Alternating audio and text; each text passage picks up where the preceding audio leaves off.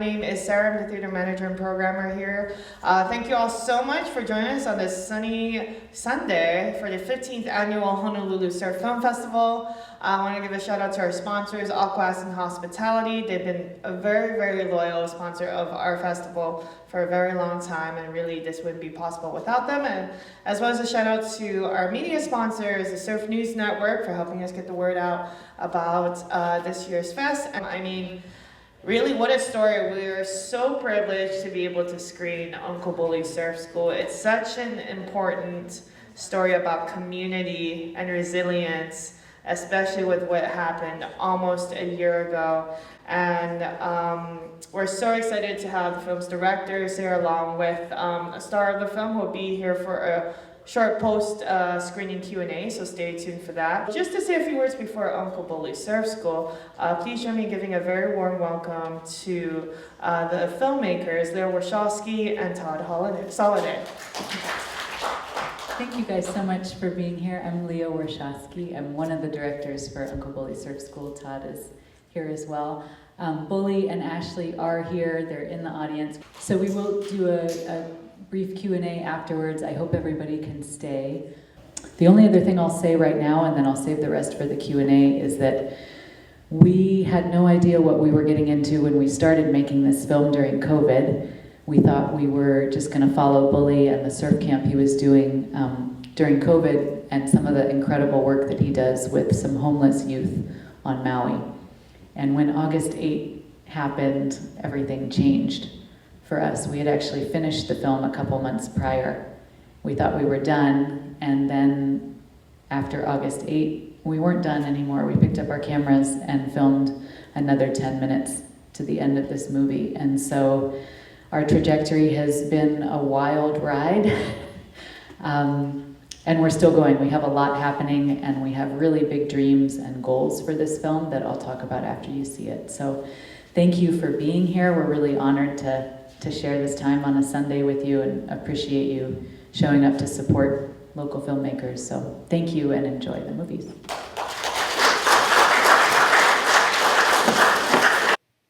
This is the post-film screening discussion of the short film Uncle Bully's Surf School that took place at the Doris Duke Theatre as part of the 15th annual Honolulu Surf Film Festival.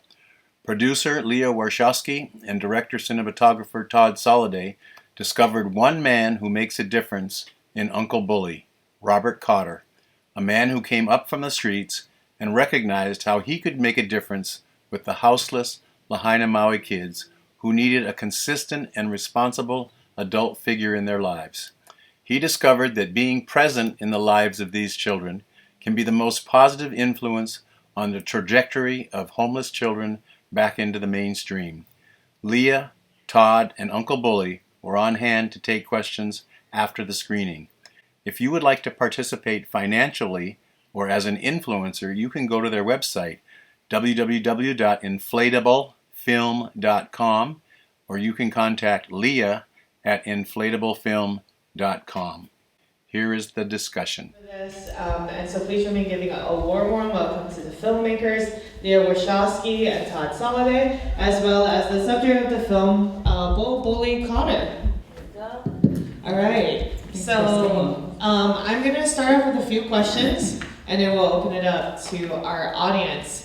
And so really, you know, this is such an amazing film, and in your introduction, they talked a bit about how it changed because of what happened, but can you start at the origins? How did this dream team come together? Well, we live and work on Maui. We're up in Kula, and when COVID started and the lockdown started, we lost a lot of our own work in the film industry, and so I was able to take surf lessons again as an adult, and a good friend of mine from college, Megan, invited me to take a lesson with her mom's group, and Bully was leading the lesson. And then, and so I got to know him a little bit then. And she was taking a lot of lessons. Taking a lot of lessons. And so I had to go see who was confused. she was taking lessons from. And one day, you know, she said, "Oh, did you know that Bully was also like bringing some of the homeless boys from Mala Wharf to join the surf camp that he's doing?" And just that thought on its own really intrigued us as filmmakers. Because what Bully does is amazing with kids and adults, but the fact that somebody was actually initiating this positive impact with some, we have homeless people in Hawaii, people don't even realize that. And so that aspect for us was what kind of drew us in initially. And then, one thing led to another, and we were at surf camp quite a bit filming. And the movie actually ended at the skate park. Last February, the movie ended at the skate park. It was 29 minutes, which fits really nice into a festival box. But then the fires happened, we added the last part, and so we're at 39 right now. I guess, from your perspective, Bully, what was it like just having these filmmakers start coming to your camp and start shooting? Well, at first, I was doing all this work just to be part of the community. There's something that surfing has taught me my whole life, and that is this tight community, where surfing is not just a sport, it's a way of life. I grew up in Maui on the south side of Maui, and we have a really tight community of surfers, and all the kids hung out together. But it kind of just, when I found out that there was an impact that could be made, where there's a message that could be shared, there's a collective way of thinking that we can all make changes, we all have the power to make those decisions, and working together, I just thought that this could reach more people and see if we can create a movement that could really impact our communities all over the world, not just where we live, but everywhere. No, I mean, and it's amazing, and obviously even, in the initial story, the initial cut of the film, it's like so inspiring, and what you do and everything. So, to pivot with what happened, how you guys felt on the morning of August 9th, perhaps. How did that decision come about? How were you guys able to change this film and add in that extra 10 minutes from all of your perspectives? Well, it wasn't the easy thing to do, but it was the right thing to do. We knew right away. We knew we had to do it, and we still actually haven't paid for it. But we did it because it was the right thing to do, because the story wasn't the same anymore, and we did need to show some of the positive things that were happening and some of the resilience that's happening because of the fires. And it would have been, the big elephant in the room. Without the last 10 minutes, people would have asked every single time, well, what happened? Why didn't you film after the fires? And we knew Bully would rally, as he always does. I mean, it was the lesson that we learned working with him for the 2 years before that. And I mean, it wasn't even a curiosity. We just knew we wanted to get on this train and see where we would go in life. And it paid off.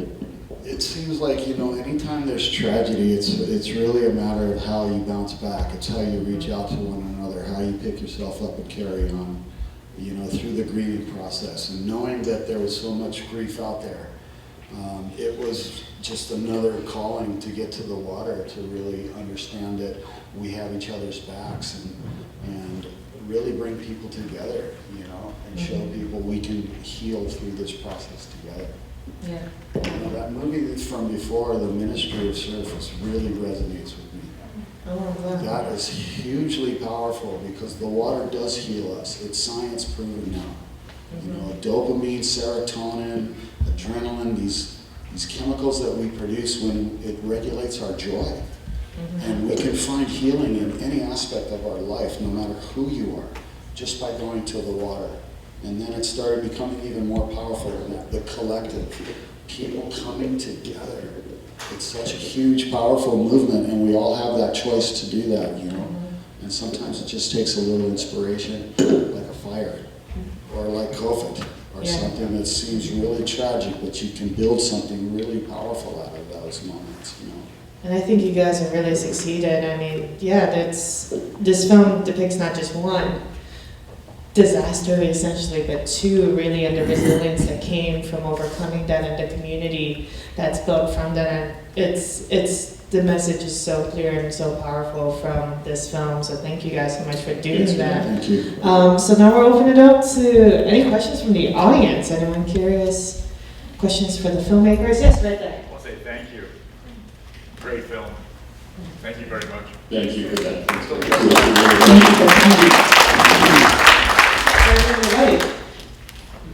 I agree. Inspiring film.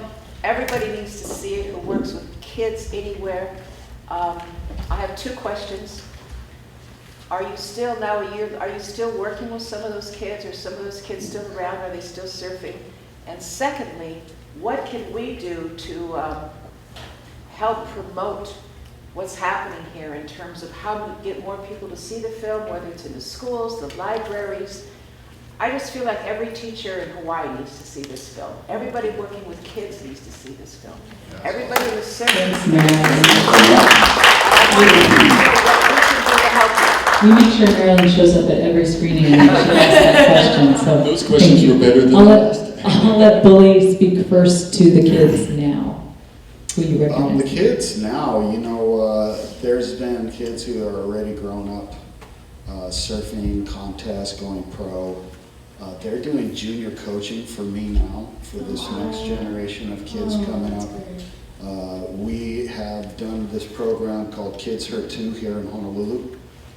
We take them to the Vaikai wave pool, and these kids have lots of trauma in their backgrounds: domestic violence, suicide, single parents, and divorce. As far as helping is first is spreading the word, letting people know that we're here, going to the website where Inflatable Films has a lot of information. Inflatable film, no S. Inflatable film, singular. We did a tour actually a couple months ago. We went to Kansas and California, and we screened in schools. We went to prison and screened in prison. We went to a juvenile correction center and screened for those kids. We show up, but in order to show up, we have to raise funds and support to do that. And so we do have an impact campaign. Again, it's on our site, inflatablefilm.com. I put stickers out by the voting ballots to encourage you to vote, but also please take a sticker. It has our website on it. Our dream is to be able to get this into every school, every university, every museum that'll have us, and then to be able to go into juvenile correction centers where those kids are going to get another chance at life. And just the testimonials and comments that we got back when we did that were unbelievable. And so if it was our dream, we would be able to multiply that as much as humanly possible. And in order to do that, we have to have funding and support and sponsors. So if you are interested in jumping on our bandwagon there, we're real easy to get in touch with, and we would love your support. And again, all the info is on our site. I'd love to make education curriculum around this film as a tool to just make it as easy as humanly possible for any teacher to play this in a classroom and then have really useful discussions around it. And on our website too, there's an 8-minute piece that we cut after we were on the road with Bully and Ashley, where you see some of the impact. The film is a gateway for events like this, but then we go into the community with kids and create an event, whether it's around surf. We were at a school in Kansas where kids had never been to Hawaii, and we taught surf in the hallways. And like Leah said, we went to the juvenile center, and very sobering, humbling, but enlightening experience there. But we have a clip on our website that shows what we've been doing in the field. Amazing. Any other questions from the audience? And of course, spread the word. Yeah. Yes, right there. Yep. Yeah, I was really curious how you guys are connecting it outside of Maui. What your vision is, or what your message is for people who don't have access to ocean. Yeah, I think the messages in the film: mentorship, resilience, being an upstander in your own community, and people who see this film on the mainland and anywhere else usually have two questions right after they watch it, whether we're in Kansas or California. People were asking, what can I do to be a mentor in my own community? What resources are here? And then how do we help Lahaina? And what's going on in Maui? Because a lot of people don't realize what happened, especially outside of Hawaii. So The messages in the film resonate, whether it's like in Kansas at the correction center, you know, the kids were just like mesmerized by the ocean and seeing other kids on a surfboard, and they'd never seen that kind of scenery. But then thinking about mentorship and helping their little brothers and sisters and younger people in their own community, and then getting through your own challenges, like Bully has had, like we've all had to get where we are now. That's something that resonates with people whether you've been to the ocean or not. So I think there's a lot of universal themes in this film, which is why we're eager to use it as an educational tool if we can. Yes. Amazing. We are qualifying this film for an Academy Award as a documentary short. And so we're looking for bookings, and Sarah, thank you so much for reaching out to us and for bringing us here and for getting us here. This is always, I went to UH Manoa when I was younger, and it was my dream to always have a film play at the Honolulu Museum of Art. So That's amazing.